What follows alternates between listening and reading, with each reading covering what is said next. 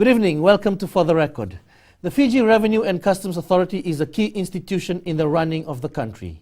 It collects taxes and duties on behalf of government, facilitates trade, and protects our borders. Tonight we will discuss the role of the FRCA and new developments in the authority after the 2017-2018 budget announcement. And I'm joined by senior figures of the Fiji Revenue and Customs Authority, the Director of Corporate Services, Mr. Fazrul Rahman, the Deputy Director of Revenue Collection, Mr. Muniratna, and we will be joined later by the Director Revenue, Mr. Kumarasamy Gaunda. Gentlemen, welcome to the show. Right. So you collect taxes, facilitate trade, protect our borders, as I've mentioned in the introduction. Very important roles. But you are generally not the most popular people in the country, or on the planet for that matter. You're generally also feared by plenty. What are, these are widely held views. Why is that a wrong view to hold of people like you? I think it's important to note that in any economy, and Fiji is no different, that the provision of public goods can only be made possible through taxes. I think the revenue that is collected... So taxes is a necessity, people have to pay. Definitely. The revenue that is collected through the tax regime helps us or helps the government to provide very quality or high quality infrastructure, health services, medical, education. We want roads, bridges. Basically, the idea is that we need to have it properly funded. And if we rely on non-tax sources such as borrowing, it's going to put the country in a very unsustainable mode. So the important point to note is that taxes helps the government to provide public goods. And of course, we generally understand that in return for paying taxes, the citizens demand high quality services. And we have seen in recent times in Fiji that the quality of roads, the education, the health has dramatically improved. So the bottom line is that it is understandable that when a tax office requires some money from the business community, there would be a natural tendency to say that, no, it's my money, it's for me. But we should also know that the business is also run by very good roads, very good bridges, jetties, airports, infrastructure. So the bottom line, again, Stan, is the point to note is that the provision of public goods can only be made possible through collection of taxes. Right. Mr. Ratna, unpopular but necessity for running the country. And people ask, why are you coming to take a part of my hard-earned money? I think, like Director has said, nobody likes to pay taxes, but that's something that the government relies on, and then we give it back to the people in the form of services and all those infrastructure development. If you look at the Fiji Revenue and Customs Authority, we've come far from where we were maybe 20 years back. And if you look at the way we deal with people, you talk to so many people that compliment the office for being so open. You look at our Gold Card program and services, the initiative that was announced by government and started in 2012. All those points out to a tax office that wants to work with the people. Because right now, many people, they see a letter from the Fiji Revenue and Customs Authority, they start to panic. Businesses, when they start to see a taxman come into the office, they start to fear. What's going on? Why should people not fear you? I think to start off with, if you are on the right footing, if you're doing the right things, if you're following the law, then you should not be afraid. Then you should see us as being very friendly and tax office that will go out and give advice as to what is the best way to do your business. And that's right. We do that lots of times. And like I said, if you're not doing anything wrong, then you should not be afraid of us. And one of the important points to note is that we live in an era where tax rates are as low as possible. So I think there's no incentive to fear when any letter comes from the tax office, because the amount of tax bill is much lower than how it used to be in the past. And I think the whole idea behind a low... So it's, what's the rates now? The rate is as low as 20%. Right. And in the last budget, or the budget that was announced, we have seen an increase in the income tax threshold as well to up to $30,000. And we are also seeing some new policies around there's no dividend tax. So all in all, it creates an environment which is very conducive for investment, for business growth. And tax office is simply doing its job. I think we have to... It's the law. It's the law that we implement. So if you stick to the law and abide by your obligations, you should be okay. Nothing to fear. Exactly. I think if you look at the 30,000 threshold, it's not that the people earning up to 30,000 that is affected. The other brackets above the 30,000, everybody gets to benefit from this. So every Okay. individual. We'll come to that later in the show. Let me just ask, so what are the common causes of friction between you and the public? In terms of, they say, what are some of the issues? I think one of the important things that needs to be noted is that the quality of tax administration also matters. So whilst we have a very good sound tax policies in terms of having a low tax rates, I think some of the common issues that we have worked with our stakeholders was to simplify our tax laws. So for example, now we are having a brand new Income Tax Act. We have also simplified the administration of the PAYE taxes. So the common feedback from the stakeholders had been for us to simplify. And if you look at each of the tax type that we administer. Yeah, because a lot of times when people get something, they say, well, I didn't know that I had to do that. That penalty existed. Is that an excuse? It is not an excuse. Actually, what we are doing, we are engaging well with the stakeholders. There have been lots of road shows. There has been lots of awareness, and in particular, we are having some specific road shows with specific groups of the business community. We do attend Chamber of Commerce meetings, Institute of Accountants. We have various other smaller groups such as the tax agents. So the bottom line is that there has been effective engagement, but at the same time, we take note of the feedback that we do receive from stakeholders. But one of the feedback is that the penalties are too harsh. As was mentioned earlier. Yeah, penalties, you talk about penalties when you are defaulting. So if you are paying on time, if you are filing returns on time, and of course there are extensions. If you are not able to do that on time because of valid reasons, you can always come up to the tax office and we do give time. But Your understanding stay away from the office. And the sad part is that there's lots of mischief makers out there that portray the tax office as being bad, but those who are licensed tax agents who do their work properly, they file their returns, their clients' returns on time, we work with the Big Four, they continue to come and liaise with us, and those clients we don't have any problems with. But like I said, there's always going to be mischief makers out there who's going to create fear for their own benefit. All right. You're watching For the Record. We'll be right back after the break.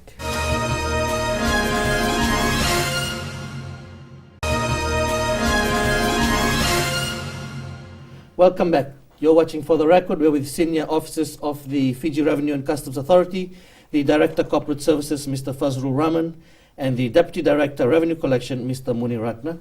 Now, government has given FRCA the credit for its ability to spend more. They've been praising you a lot. You'll be saying a lot of the things, the new policies that are starting to happen now is being paid through your ability to collect more tax revenue than ever before. You've become more effective, more efficient in dramatically increasing this tax. How has this happened? Basically, if you look at our revenue collections for this current financial year, one thing that needs to be noted is that we had relatively been very consistent with the economic performance. Economy is growing at a rate of 3%, which means the revenue should at least be growing about 6 or 7% of that. And I think our performance to date has been very, very consistent. And some of the drivers behind this growth had been, firstly, the improved compliance collection. If you look at the revenue collection for the last 6 months that we have seen, we have about up to $90 million of tax revenue solely been collected through compliance activities. And for that, I'm talking about some of the new taxes that we have collected, millions of dollars from specific taxpayers who had been hiding taxes in the past years. So how have you done that? We had intensified our compliance efforts through doing internal data matching. For example, we do have information on imports, exports. We do match data with the banks. There has been reconciliation with the bank deposits and the return has been lost. But more importantly, we are seeing a surge in the whistleblower cases that has been reported to FRCA. So we are receiving lots of information with us, but at the same time, one point to note, as you have correctly mentioned, it is the integration of revenue and customs. that is now helping us to realize this revenue. Because when we conduct a tax audit, we have to match the entire history of the taxpayer. What was imported, what was being sold domestically, because somebody's import will be somebody's cost of goods sold, and vice versa. So the bottom line is that there has been significant effort being made to do all this risk management work within FRCA. Right. And now the burden of proof is on the...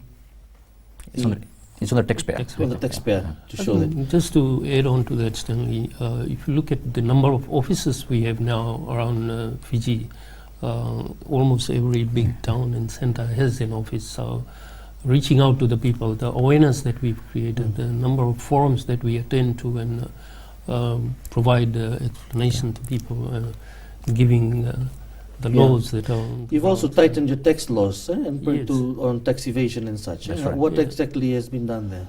The tax laws not only on the law side but also on processes. If you look at the desk audit process that we've introduced not only in Suva but in the Western Division, in the North. So what happens is the post-audit processes are put in place which were not there previously. So immediately after assessing the returns, we look at it straight away instead of waiting for 1 year or 2 years down the line, then we start auditing. So all those things have improved our collections and has created awareness in the out there to the taxpayers that we are vigilantly looking Checking at all on those these things. returns. So you're expected, as in previous budgets and in this 2017-2018 budget, to raise the bulk of government revenue Yes. from both direct and indirect taxes. Estimated about, I think, $3 billion is the target. About 3.1. How much pressure is being put on you to achieve those targets? I think generally speaking there is no pressure. I think one point we need to note is that whilst our GDP is up to a value of $10 billion, we must also note that there is high degree of black economy also that exists in Fiji. And independent reports have said that black economy is up to a figure of about 32.4% of official GDP. So there is no pressure really in terms Because of... that's the word that's being said, that your officers are being given targets and quotas to achieve, and therefore are getting more aggressive in how they approach this. I think that view is not correct, because the correct view is that there's a lot of money out there. In fact, people who are working inside companies are coming forward and telling us through whistleblower policy that there has been a lot of taxes that have been evaded.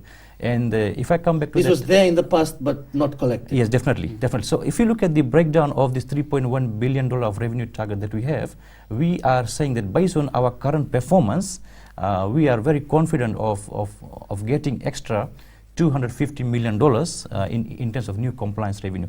Because the black economy statistic, and recently over the last 2 weeks we have done a door-to-door survey in whole of Suba CVD as well as in Lotoka, and we have checked up to 1,000 companies or 1,000 traders, and 38% of them are not complying with the tax laws. Some of the examples include The willfully or through ignorance? yes, or there not? has been a combination of factors, but generally there has been an attempt to be out of the tax system. So businesses operating, they have the approval from Suva City Council and other approval that they need. But somehow they forgot to come to FRCA and be in our books as well. So we have picked up a number of cases, and some of those cases we are actually prosecuting the taxpayers. We have laid charges on a number of taxpayers. But having said that, it's also about a partnership that we like to engage. As my colleague has said, we're doing more awareness and more campaigns. So for a business that's struggling, but it still has to pay taxes, how would the FRCA address an issue like that? So we always welcome businesses who have problems of the sort to come forward and advise us. We give them extensions for not only for lodgement or payment of taxes. It's always been granted dependent on a case by case. So there's no issue of providing time to pay the taxes or lodge the returns. It's always been facilitated. All they need to do is come forward to us. And you'll be accommodating and Yes. facilitating them. Yes. So the new budget you've seen has seen amendments to the penalty regime. All the penalties Sure. to tax evasion Sure. increased. So you're obviously looking to come down hard. Imprisonment now up to Yes. 10 years, Yes. and fines have also increased. Because the underlying issue is that because we are living in an era where taxes are as low as possible. Some of the countries have tax rates as high as 45%, 47%, 50%. And I think in Fiji we have done a dramatic reform whereby taxes are as low as possible. So there shouldn't be any excuse. So there shouldn't be any excuse to pay taxes. So one concern that has been raised is about these powers that you've been given to raid, and you've got these increased penalties and fines. Is that this is not going to create a good business environment in Fiji? How would you respond to that? I think one of the responses that can be made is that I think we have a number of powers that we have, and we use it with some degree of responsibility in a sense that we look at each case. For example, if there is a case involving a particular taxpayer who is a flight risk, so it will require us to take action swiftly. And I think the entire process of audit and investigations has been simplified. We do approach taxpayers. We do send them the letters in terms of information that we need. But the cooperation from the taxpayers' side from time to time has not been very good, or in the manner that would have finalized the audit quickly. So FRCA in such situation takes actions of going and doing the raids. All right. And I must also add that the process of conducting raid is very transparent. It has to be approved by the CEO. Like we do have a standard operating. So it's an accountable process. It's accountable process. Yeah. I have one more question before we move on into the next segment and talk about what's coming new. More positive stuff. One more criticism that goes around is that the FRCA is being vindictive and selective over who they target with their audit. What is the process of how you select or choose the companies that you audit or that you target, so to speak? To start off with, we have a risk profiling team that looks at all the data from different industries. Firstly, we identify industries of risk and needs to be looked at quickly. We do that, and then we have within the industry who are the players who are of higher risk. So we look at the income return and the taxes that have been paid over the years. So the risk profiling team every day, exactly. This is what they actually do. Yeah. So we get cases from them, and then we have whistleblower cases, cases that are reported. Then we have our desk audit cases. So there are a number of processes that have been put in place that gives us... So it's not a process where Mr. Ratna doesn't like this person, then he targets them with the case? What's there to guard against that? I think it's not like any auditor can pick up a case and start doing it. It has to be analyzed by his or her supervisor, and then the team leader, and then the national manager. So it goes through a series of checks before that gets done. Yes. And exactly as the colleague has mentioned, like we do look at some of the international benchmarks of doing profiling. We are using the models developed by IMF. We're doing the macroeconomic model as well. And then we look at each taxpayer in each economic sector. And then if there are inconsistencies in the sector for particular taxpayer, then we go and investigate. You're watching For the Record. We're right back after the break.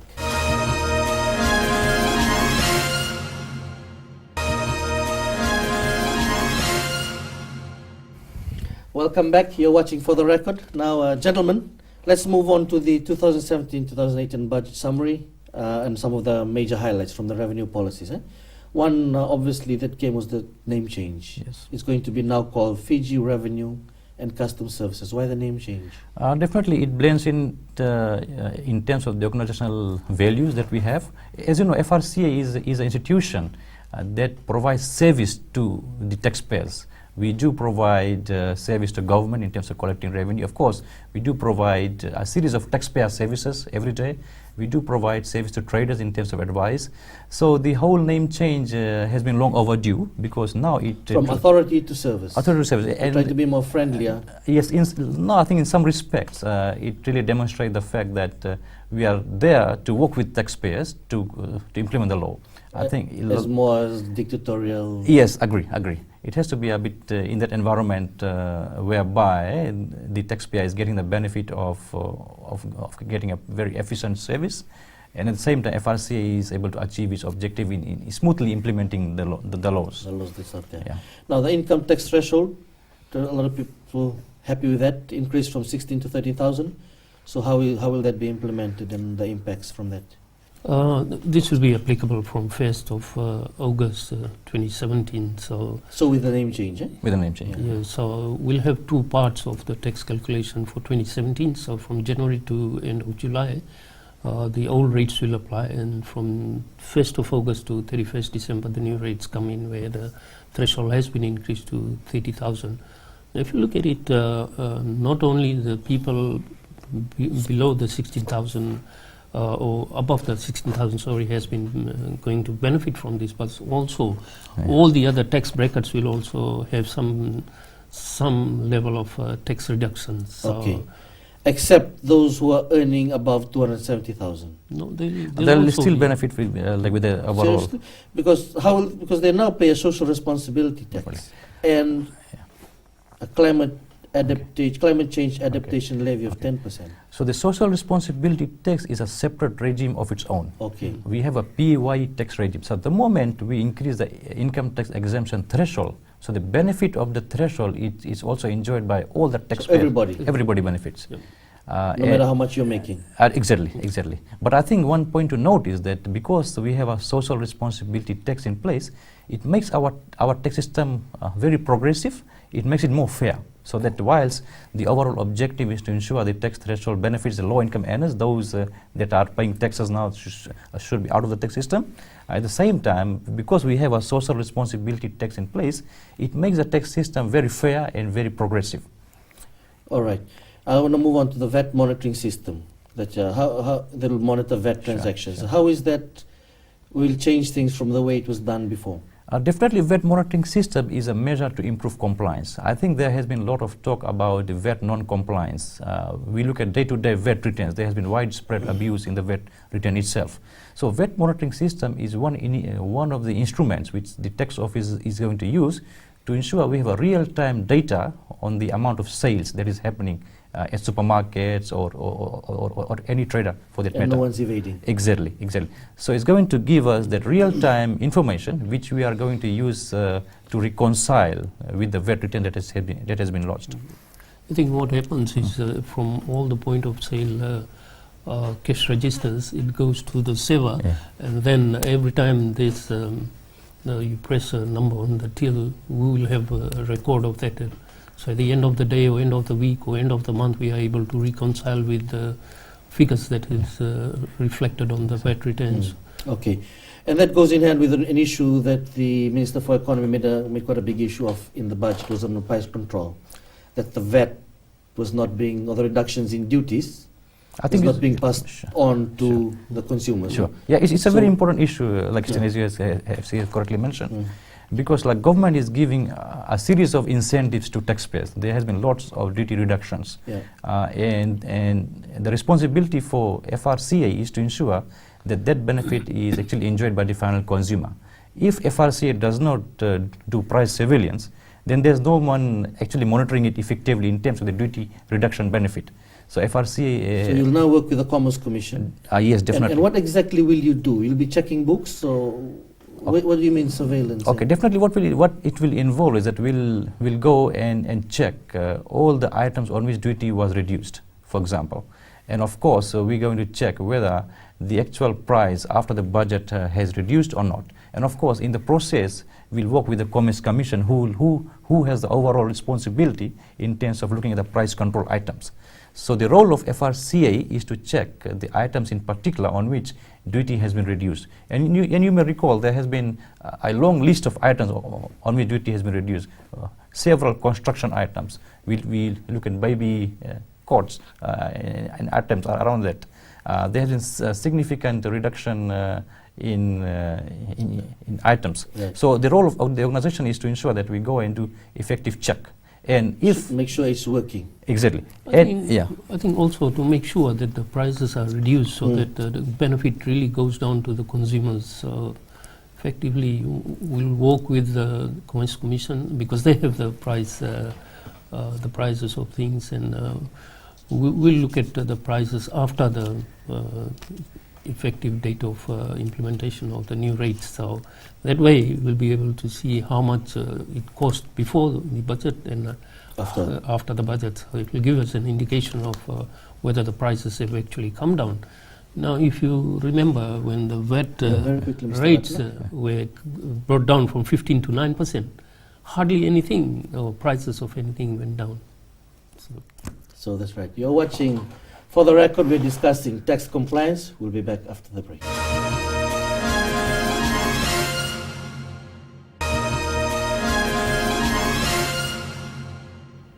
Welcome back. You're watching For the Record. We're being joined now by the Fiji Revenue and Customs Authority Director, Revenue Collection, Mr. Kumar Samigaunda. Thank you for joining us. What's the work? What does your work involve, Mr. Gaunda? Oh, thank you. My work involves providing strategic leadership to my team in terms of revenue collection and putting in place the policies and implementing these policies, and also looking after the debt prevention unit. All right. And you mainly deal with the customs? No, I deal with both taxation and customs. Yeah. So what are some of the main custom and border issues facing the country at the moment? At the moment, when you look at customs issues, is undervaluation is the main thing at the moment. And people try to undervalue the goods to evade the payment of duty. And also, I'll give an example. suppose somebody imports any goods. If the exact value of that goods is $5, they can put the value to $3. So they To lessen the tax. Lessen the tax. If the duty is 32%, so they evade their duty. And similarly, where the goods are duty free, they'll increase the value, also overvalue, so that the money comes into the country and they only charge the VAT. VAT they refund it. So how widespread is this, you think? Since we have brought in the audit now for customs and taxation together, and by looking at the documents, we have seen it is really now increasing. People want to get rich overnight, and also establishing new businesses and looking at ways to defraud. Right. So the budget has been announced with quite a number of areas. What are the key highlights in there for your work? Especially the tax threshold now has been increased from $16,000 to $30,000. That's one of the highlights. And also bringing in some amendments to the legislation in regards to the penalty provisions. The penalty provisions is now maximum is 25,000, and the jail imprisonment is 10 years. Yeah, so it's been strengthened. And also reducing some duties and providing some relief to that transportation industry. Yeah. Taxi or You shipping said and bus. zero and fiscal import excise duties on new hybrid vehicles will continue. Yes, So more hybrid cars on the road. yes, the new ones. New ones. So this is to do because I see it's suitable for taxi operators. What's the rationale behind that? What's See, at the moment, you see a lot of taxi operators are using hybrid vehicles, and they're saying they fill $10 fuel and they do a business of $100 in Suva. Similarly, they go on a long trip, they also save on the saving fuel. in fuel and making more money. Making more money. All right. So that's the rationale behind this. Yes. Yeah. It also sees an increase in vehicles on the road. Yes, and also providing a friendly environment, lesser pollution in the environment by using these hybrid vehicles. All right. So and also you're also reforming taxes is one. You're also reforming the duty regime for inter-island passenger and cargo vessel operators. Yes. How does it work? For inter-island passenger vessels, for the next 2 years, all the vessels that will be imported, it's duty free now. And any spare parts or components for the vessels is also duty free. Yes. How will that help? They will help, I think, the operators the interline vessel operators by reducing the cost, saving some cost, and also be able to provide the better service, bring in new vessels and good for the people who are traveling to interline. Right. And finally, on this, there's also road construction incentives. Can you discuss that? In regards to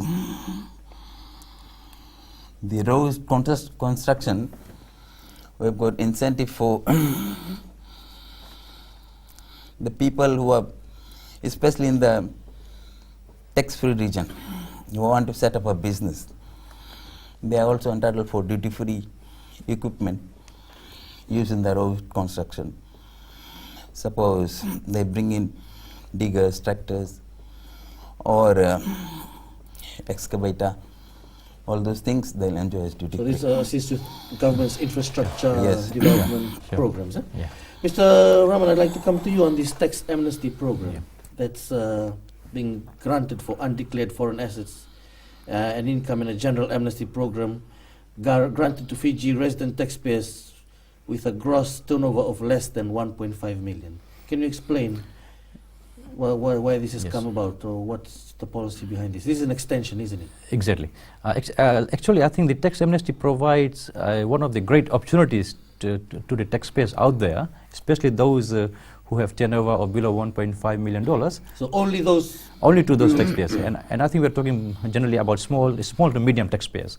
I think if these taxpayers are not up to date with FRCA when it comes to any registration issues, any payment issues, or basically any issue whatsoever that is going to involve some amount of penalty. So in this amnesty period, they can be waived with the burden of penalty. Okay. And and the policy is saying that that opportunity is given up till 31 December 2017. But it was there previously. Why was it extended? Was there not enough time, or did you see some? Why was it extended? Okay, I think one of the intentions behind this policy is to ensure that we assist taxpayers as much as possible, and of course we did have that opportunity in the past, and we did know that a number of taxpayers, for some reason or another, could not up to date their returns. So I think there is some demand for that particular amnesty as well. And I think the approach FRCA took is that, okay, then we said, okay, we'll give you another opportunity. And I think this time we are very much particular to work with taxpayers to ensure that, especially the taxpayers who are below 1.5 million threshold. The last amnesty was open to everyone. But this particular amnesty is with 1.5. Basically for this exactly, small businesses. small, medium-sized businesses. And it also demonstrates the intention of the government for us to develop SME sector. I think FRCA is playing a critical role. We do have lots of incentives for the small businesses. And I think when it comes to tax burden or any tax affairs, we have to make life easy for this group of taxpayers. All right. You're watching For the Record. We'll be back after the break.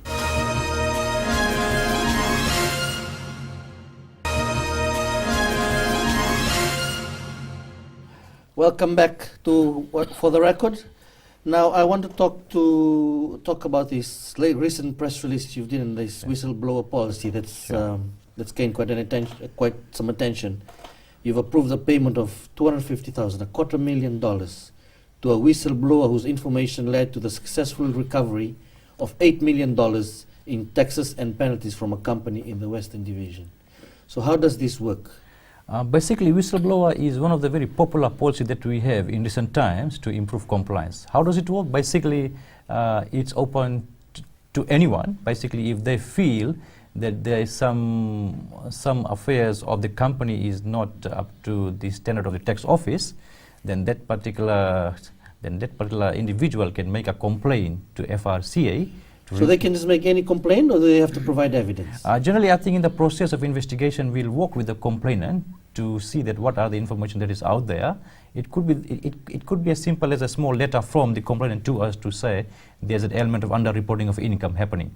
So then it will be a responsibility of FRCA to really get all the bank records, we get all the third-party information. So in this particular case, as you have correctly mentioned, it involved a particular taxpayer who was selling motor vehicles, and there has been gross underreporting of income. We were given documents, inside company information, And then we extended our investigation into some of the related companies which the director had. So apart from this motor vehicle company, there were other investment companies associated with this particular company. All playing in this together. Exactly. So there has been something what we call a domestic transfer pricing. Not like you'll have to shift money from one company to another. You underreport, show excessive losses. So the bottom line is that we had received some credible information from the inside company, and of course we did our analysis with the bank records. We also checked how much money has been sent out of the country. It involved a wide range of issues ranging from the customs undervaluation to overclaiming of expenses to the actual siphoning of money out of the country. So a whole process definitely, at various points involved. Definitely. So how does this work? They call a number? Definitely they call a number. And the number is 324322. Agree, correct. And they email ceo@frca.org.fg. Definitely. And of course, like the whistleblower is protected by an amendment to the FRCA Act. So if anyone who's making a complaint, I want to assure them they are very much protected because the law gives that protection to them. FRCA official is not allowed to talk about that particular individual in any forum.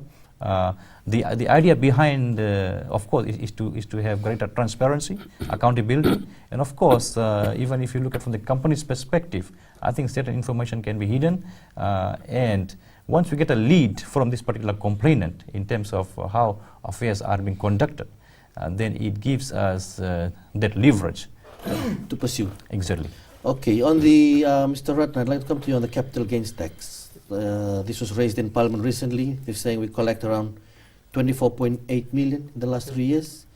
And then in this 2017-18 budget, we're going to collect 29.8 million. The statement there is that this is much lower than the original announcement, that we will be earning 50 million annually from capital gains tax. So does this show that the capital gains tax is not working and is discouraging investment?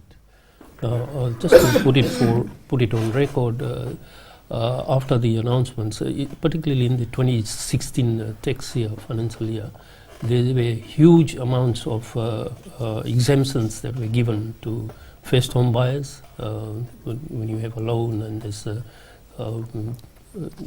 gains on capital gains. The exemptions that were given were not taken into consideration. Okay, so that explains this. Yes. Okay.